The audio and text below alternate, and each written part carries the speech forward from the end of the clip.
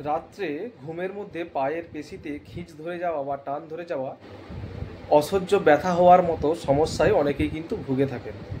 যাদের এই সমস্যাটা হয় তারা হঠাৎ করে ঘুমের মধ্যে পায়ে একটা কিছু অস্বস্তি বোধ অনুভব করেন এবং পায়ের পেটি দুটোতে খুব তীব্র যন্ত্রণা হয়, খিঁচ ধরে যায় এবং চোখ দিয়ে জল বেরিয়ে যাওয়ার মতো উপেক্ষা চলে আসে। তারা উঠবে না বসবে, কি করবে সেটা বুঝতে পারে না। এই ধরনের কিন্তু একটা সমস্যা হয়। নমস্কার, আমি অমর সি, একজন গ্রামীণ চিকিৎসক, registered pharmacist, allopathy modern medicine.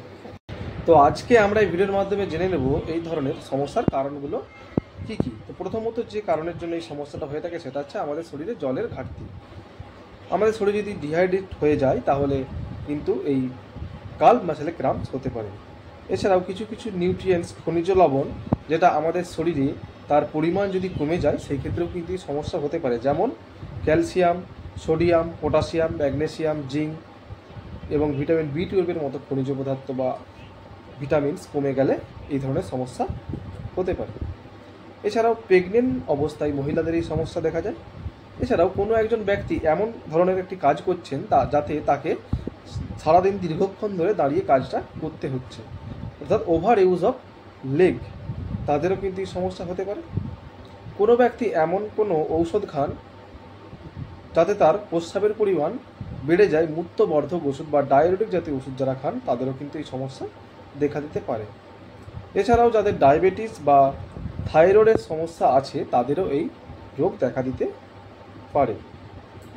এছাড়াও যদি কারো নার্ভে কম্প্রেশন হয়, অর্থাৎ আপনার স্পাইনাল মাসেলে কোমরের স্পাইনে যদি নার্ভ কম্প্রেশন হয় সেই ক্ষেত্রেও কিন্তু এই সমস্যা দেখা দিতে পারে। এবং আমাদের পায়ের কোনো জায়গায় যদি শিরা দিয়ে রক্ত চলাচলের ব্যাঘাত ঘটে সেই ক্ষেত্রেও কিন্তু এই সমস্যা দেখা দিতে পারে। তো হঠাৎ করে যদি আমাদের এই সমস্যাটা রাত্রে আমরা পাই তখন আমাদেরকে কি করতে হবে? প্রথমত আমাদেরকে ওই খিঁচ ধরে যাওয়া অংশে গরম সেঁক দিতে হবে, সেটা গরম জলের সেঁক বা শুকনো গরম সেঁক দিতে হবে এবং পাটাকে স্ট্রেচ করতে হবে। পাটাকে স্ট্রেচ করার জন্য আমরা পায়ের টোগুলোকে আমাদের মাথার দিকে টানবো এবং কিছুক্ষণ হোল্ড করে রাখবো, হোল্ড করে আবার ছেড়ে দেব।